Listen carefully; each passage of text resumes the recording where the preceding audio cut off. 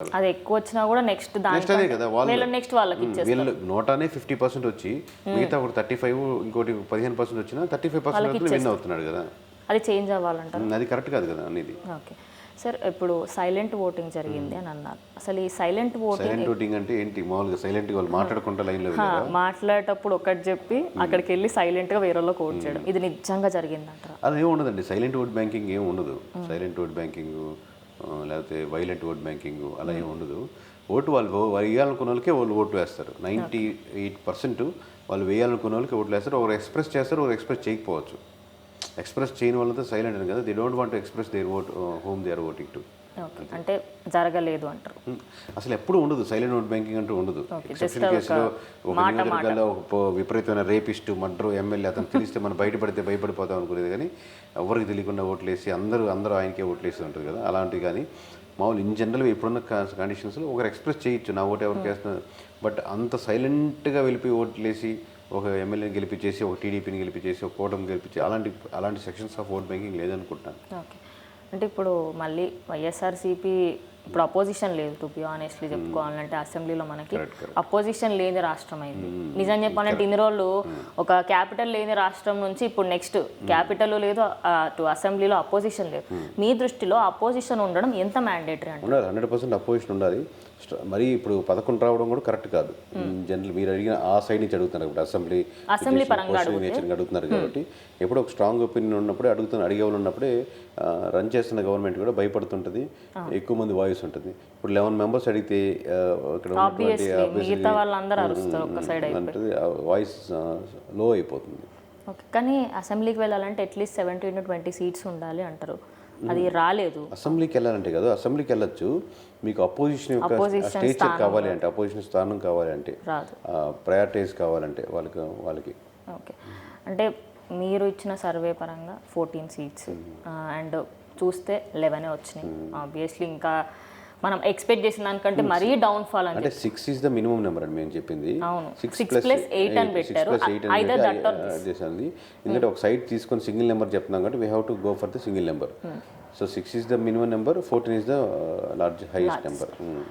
అయితే ఇప్పుడు వైఎస్ఆర్సీపీ ఒకప్పుడు రాజ్యం ఏలింది. వైఎస్ రాజశేఖర రెడ్డి గారు ఆ ఫ్యామిలీ మొత్తం ఒక విధంగా మంచి స్ట్రాటజికల్గా అన్నీ చూసుకున్నారు. మరి ఇంత డౌన్ఫాలా?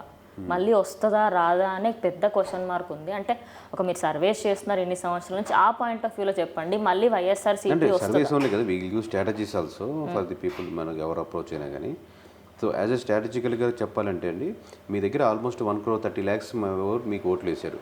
ఓకే, 30 లక్షల మంది అవతల నచ్చని వాళ్ళు మీకు వేశారు అనుకోండి. Strongly they believe 1 crore people strongly believe that you are the leader. వీళ్ళు విత్ ద వైఎస్ఆర్సీపీ నమ్మిన వాళ్ళు 1 కోటి మంది ఉన్నారు. లెట్స్ సే మీ 11 మంది మారిపోయినా 1 కోటి మంది ఓట్లు వేసారంటే it's not a simple joke కదా. ఇప్పుడు మిమ్మల్ని నమ్మి 10 మంది రావాలంటే ఎంత ఆలోచించాలి? అటువంటిది 1 కోటి మంది మా ఎమ్మెల్యేని చూసి కూడా ఓటు వేయలేదు. మ్యాక్సిమం వైఎస్ఆర్సీపీని లేదా జగన్మోహన్ రెడ్డి గారికి మేము ఓటు వేస్తాం అన్నారు. అవతల ఇటు సెక్షన్ వాళ్ళకి నచ్చచ్చు నచ్చకపోవచ్చు అది.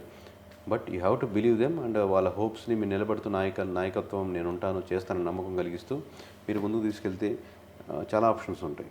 ఓకే, అంటే వైఎస్ఆర్సీపీకి సంబంధించి మొత్తం ఓవరాల్గా ఇన్ని సంవత్సరాలలో చూసుకుంటే అక్కడ ఏం జరిగింది అనేది ఒక చిన్నగా వేరే వాళ్ళతో మాట్లాడిన ఒక విషయం తెలిసింది సార్. అది మీ దాంట్లో కూడా తెలిసే ఉంటుంది.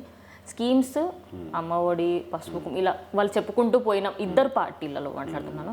ఇవన్నీ ఇచ్చి నువ్వు జాబులు ఇవ్వకుండా, నువ్వు రాష్ట్రానికి క్యాపిటల్ తేకుండా ఇలాంటివి చేయడం వల్లనే వైఎస్ఆర్సీపీ ఇప్పుడు డౌన్ఫాల్ అయింది. ఇప్పుడు టీడీపీ అవన్నీ చూసుకోవాలి అని చెప్పేసి అంటున్నారు. మీరేమంటారు? అంటే కూటమి బలం. ఫస్ట్ కూటమి కట్టారు కాబట్టి ఒక పాజిటివ్ ఓట్ బ్యాంకింగ్ కలుస్తుంది ఓవరాల్గా. అటు ఇటు మారే ఓట్ బ్యాంకింగ్ అటు.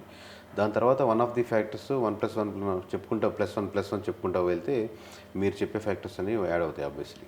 ఓకే, మొత్తంగా ఓకే. అంటే ఇప్పుడు మీరు ఈ క్వశ్చన్ ఆల్రెడీ మీకు అడిగే ఉంటారు. బట్ బీజేపీ కలవకపోయి ఉంటే ఆ 8 సీట్లు రాకపోయేవి. వీళ్ళిద్దరే పోటీ చేసి ఉంటే అసలు ఇప్పుడు ఓవరాల్గా ఏపీకి ప్లస్ పాయింట్ అని చెప్పొచ్చు. బీజేపీ కలవడం వల్ల క్యాపిటల్ వచ్చే ఛాన్సెస్ ఉంటాయి, ప్రత్యేక రాష్ట్రం వచ్చే ఛాన్సెస్ ఉంటాయి. ఇలా ప్రతి ఒక్క దాంట్లో వాళ్ళకి బెనిఫిషియల్ ఎక్కువ ఉంటుంది.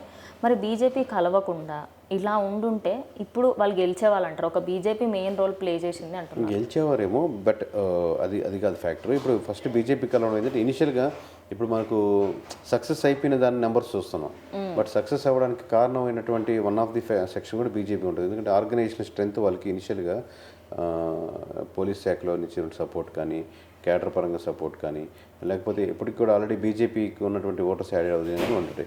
ఆబ్వియస్గా నెగిటివ్ ఫ్యాక్టర్ కూడా ఉంటాయి. కొంత బీజేపీ యాడ్ అవ్వడం వల్ల కొన్ని మైనారిటీ సెక్షన్స్ ఇబ్బంది పడి ఉంటాయి, దాంట్లో కొంచెం ఓట్ బ్యాంకింగ్ తగ్గుండొచ్చు. బట్ ఓవరాల్ కన్సాలిడేట్ చూసుకుంటే ఆబ్వియస్లీ బీజేపీ యాడ్ అవ్వడం కూడా one of the plus point. Okay sir, మీరు సర్వే చేసినప్పుడు ఎవరన్నా సపోజ్ మీ దగ్గరకు వచ్చి మా ఏరియాలో ఎట్లా ఉంది మా పరిస్థితి అని సర్వే చేయండి అని అడిగినప్పుడు మీరు అక్యురేట్ రిజల్ట్స్ ప్రిడిక్ట్ చేసి జనాలకి ఇది చేయండి సార్ మీకు మంచి అవుతుంది అని చెప్పేసి మీ టీం వాళ్ళు కానీ మీరు కానీ చెప్తారు. సో ఇది ఒక విధంగా అంటే మీకు రాజకీయాలలో ఏదైనా పాయింట్ నచ్చలేదా, మరి ఎందుకు వాళ్ళకి అంటే జనాలకు హెల్ప్ చేయాలి అనేది మీకు నాకు ఎక్కువ నచ్చడం ఇంట్రెస్ట్? లేదు. 170% మంది ప్రజలు మంచి గవర్నమెంట్ స్కూల్స్, మంచి రోడ్స్, మంచి మున్సిపాలిటీ, మంచి హాస్పిటల్స్, ఎక్కడికైనా ఏదైనా గవర్నమెంట్ పని ఉంటే కరప్షన్ లేకుండా వెళ్ళడం, టూ మచ్ ట్యాక్స్లు కాకుండా తక్కువ ట్యాక్స్లు ఇచ్చి ఎక్కువ బెనిఫిట్ పొందే విధంగా ఉంది చూసుకోవడం. ఇప్పుడు మీకు రోడ్డు వేసారు కదా అని చెప్పి టోల్ ట్యాక్స్లు మీరు ఎప్పుడు కడుతూనే ఉంటారు. ఎన్ని సంవత్సరాలు కడతారు? ఆ రోడ్డుకి సంబంధించిన వాల్యూ ఎంత అంటే నిజాయితీగా ఇది ఈ రోడ్డుకి ఎంత అయింది, సో ఇన్ని రోజులు కంప్లీట్ అయ్యేదాన్ని కంప్లీట్ అవుద్ది, దాని తర్వాత మెయింటెనెన్స్కి ఎంత అవుద్ది అని మీరు చెప్పే పథకాల్లో స్కీమ్స్లో కూడా ఓపెన్. అలాగే మీరు ఒక పథకం చెప్పాము చేయలేకపోయాం, ఎందుకు చేయలేకపోయాం అని కూడా నిజాయితీగా చెప్పడం, ఈ పథకం చేయలేకపోయాం ఎందుకంటే ఇది ఇంత అవుతుంది ఓవరాల్గా అని ఎక్స్ప్లెయిన్ చేయగలిగిన తత్వం ఉండే వాళ్ళని ఎక్స్పెక్ట్ చేస్తూ ఉంటారు. దాంట్లో నేను కూడా one of the representative of 70% people. ఆ 70% మంది ప్రజలకి నాలాంటి వాడికి వాయిస్ ఉంది కాబట్టి నేను రిప్రజెంటేషన్ తీసుకెళ్తున్నాను. ఇది ప్రతి నియోజకవర్గం కూడా 70% ఉంటుంది కాబట్టి మీరే ఎమ్మెల్యే అయితే ఎమ్మెల్యే గారితో కలిసి చార్మి గారు ఇవి చేంజెస్ చేసుకుంటే నెక్స్ట్ టైం కూడా మీరు గెలుస్తారండి. అబ్వియస్గా పార్టీ ఓట్ బ్యాంకింగ్ ఉంటుంది, రేపు పొద్దున్న టైట్ అయినా అన్ని నియోజకవర్గం ఓడిపోయినా మీరు ఇక్కడ కొంచెం తక్కువ మెజారిటీతో బయటపడతారు అని నా స్వార్థంతో నేను ఆల్రెడీ 70% మందిలో ఉన్నాను కాబట్టి రెండు ఒకటే ఉన్నాయి కదా, మీరు గెలుస్తారు, మీకు కావాల్సింది మీకు గెలవాలి, నాకు కావాల్సింది చేంజెస్ కావాలి, ఈ రెండు సంబంధంగా ఒకే లైన్లో ఉన్నాయి కాబట్టి నేను అది మీకు చెప్పి చేయించడానికి అవకాశం ఉంది, అది నా స్వార్థం. ఓకే, ఇవి లాస్ట్ పర్సనల్ క్వశ్చన్స్ అని చెప్పుకోవచ్చు సార్.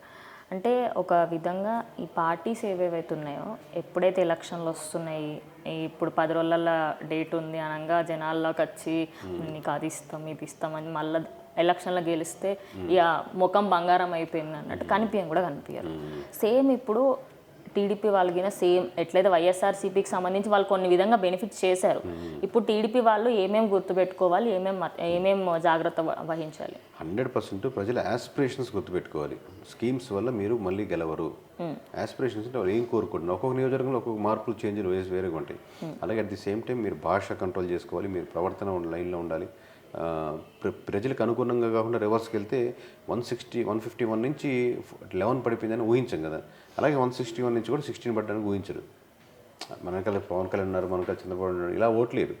వాళ్ళ ఆస్పిరేషన్స్ ఆ నియోజకవర్గ సమస్యల మీద ఓట్లేస్తారు. ఓవరాల్గా మనం రాష్ట్ర వ్యాప్తంగా అందరు కలిసి ఓ మాట అనుకొని ఇలా మహిళలంతా ఇట్లా ఓట్లేద్దాం, బీసీలంతా ఇలా ఓట్లేద్దాం అనుకొని ఓట్లేరు. ఆ నియోజకవర్గ పరిస్థితులను బట్టి వేస్తుంటారు ఓవరాల్గా.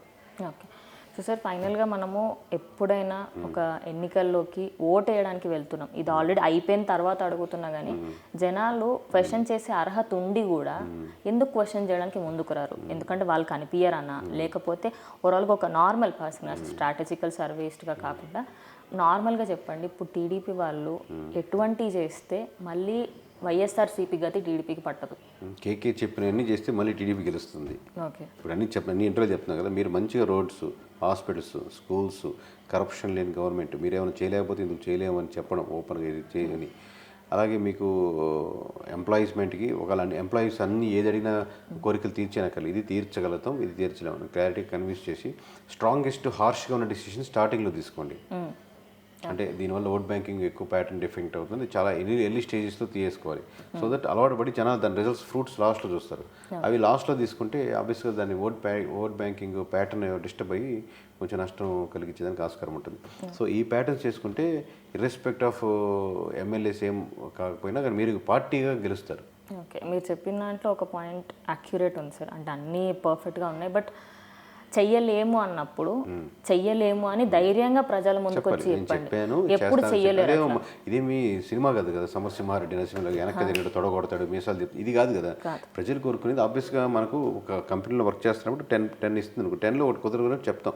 మన పిల్లలకు కూడా నేను రోజు చెప్తాను ఇది ఇచ్చేస్తానని చెప్పి, వాళ్ళు అడుగుతాడు, ఎందుకు అడుగుతాడు అంటే నువ్వు వస్తానన్నావు తీసుకెళ్ళలేదు, అది టైం అడుగుతాడు. నేను ఎక్స్ప్లెయిన్ చేసి ట్రై చేస్తాను, రాలేకపోయాను, ఈ 1 గంట లేట్ అయింది, చార్మి గారితో ఇంటర్వ్యూ ఉంది, ఏదో చెప్పి కన్విన్స్ చేసి దానికంటే బెటర్ ఆప్షన్ ఇవ్వాలి అడిగి. అంతే ఇది తీసుకెళ్తానంటే దానికంటే గిఫ్ట్ బెటర్ ఆప్షన్ ఇవ్వాలి. సో అట్లా ఇక్కడ కూడా అంతే, నథింగ్ బట్ మీరు ఇది చేస్తాను దానికంటే బెటర్ ఇంకో వేరే పథకం చూపించండి. చేయలేకపోతే చేయలేమని చెప్పి దానికంటే బెటర్ ఆల్టర్నేటివ్ వేరే పథకం ఎందుకు ఇన్వెస్ట్ చేస్తానంటే ఇది ఎందుకు దీనివల్ల ఎక్కువ బెనిఫిట్స్ ఉంటుంది కంపేరిటివ్ దానికంటే. Okay, thank you sir. Thank you Sharmi గారు. సో చూసారు కదా, ఇది ఇవాళ వీడియో. ఇంకో వీడియోతో మళ్ళీ కలుస్తాం.